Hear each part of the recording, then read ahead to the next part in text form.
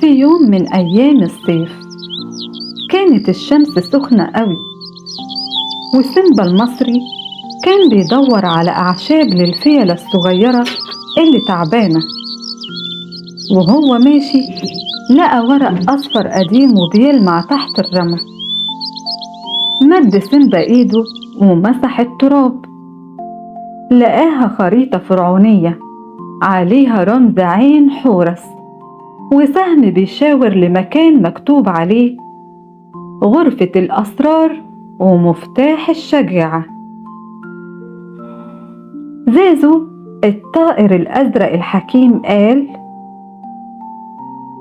إياك يا سيمبا، الحاجات دي خطر. رد سيمبا وقال: هنشوف يا زازو، المؤامرة بتناديني. لكن مين كان بيراقبهم من بعيد؟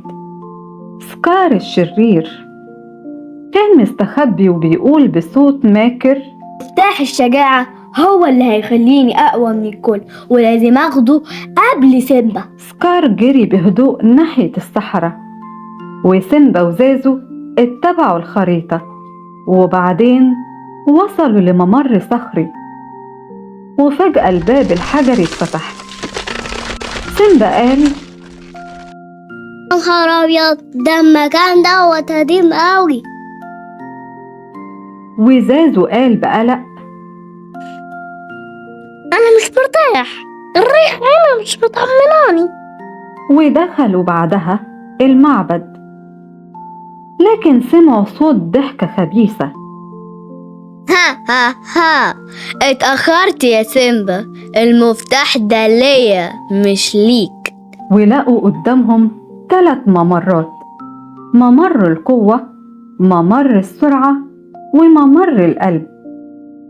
سكار قال بسرعة: أكيد القوة هي المفتاح. وبعدها جري بكل غرور. زازو قال: كده هيغلط كالعادة.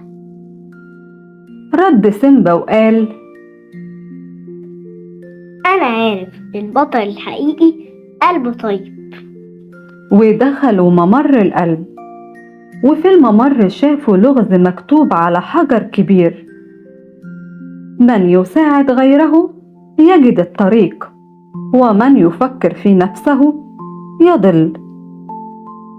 وفجأة ظهر قدامهم قنفذ صغير واقع في حفرة. زازو قال: